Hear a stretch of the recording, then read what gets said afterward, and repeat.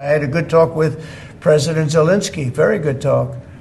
And somebody said, I should have called Zelensky first. I don't think so. I mean, we have to find out whether or not Russia wants to make a deal. I know that Zelensky wants to make a deal because he told me that. But I now know that Russia wants to make a deal. President Trump has begun his promised effort to negotiate an end to the war in Ukraine, and initial signs are discouraging, not least making concessions to Vladimir Putin without anything in return. The United States does not believe that NATO membership for Ukraine is a realistic outcome of a negotiated settlement. So, does Mr. Trump want to negotiate peace with honor that will last, or peace through weakness that'll reward the Kremlin?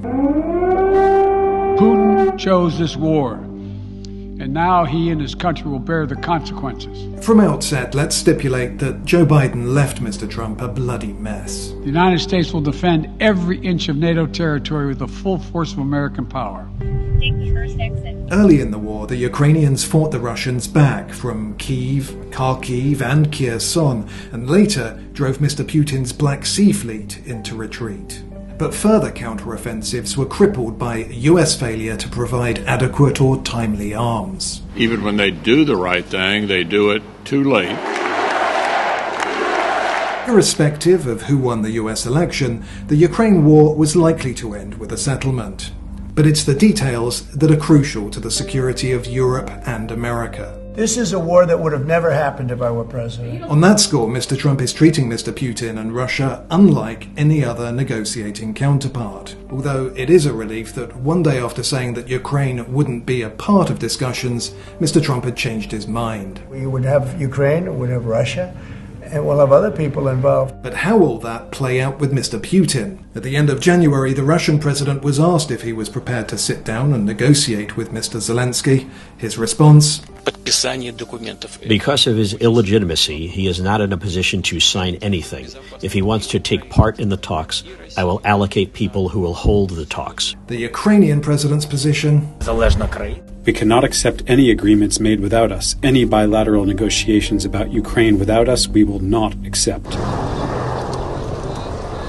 We want, like you, a sovereign and prosperous Ukraine. But we must start by recognizing that returning to Ukraine's pre-2014 borders is an unrealistic objective. On February 12th, Pete Hegseth met with other defense chiefs at NATO headquarters in Brussels. A durable peace for Ukraine must include robust security guarantees to ensure that the war will not begin again.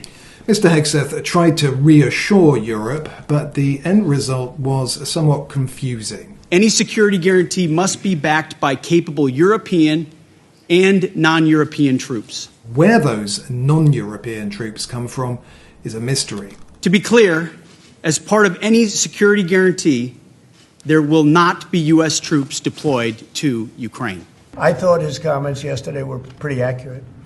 I don't see any way that a country in Russia's position could allow them, just in their position, could allow them to join NATO. Mr. Trump likes to negotiate from a position of strength, but on Ukraine, he sounds like he's the one that wants a deal more. Mr. Putin, meanwhile, is continuing to bomb Ukraine's cities and power plants and take territory in the east, albeit at enormous human cost. Yes, it's important to challenge Europe to spend more on its own defense and to do more for Ukraine. 2% is not enough. President Trump has called for 5%. But Mr. Hegseth's remarks strongly implied that the Trump position is that Europe may soon be on its own. The United States faces consequential threats to our homeland. We must and we are focusing on security of our own borders. The risk here is that despite the Trump administration's rhetoric, deterrence isn't divisible. Together, we can establish a division of labor that maximizes our comparative advantages in Europe and Pacific, respectively. Mr. Trump is wrong if he thinks letting Russia dominate Ukraine will result in less US involvement in Europe or enhanced deterrence in the Pacific, especially if, as some believe, Mr. Putin moves against Poland or the Baltics.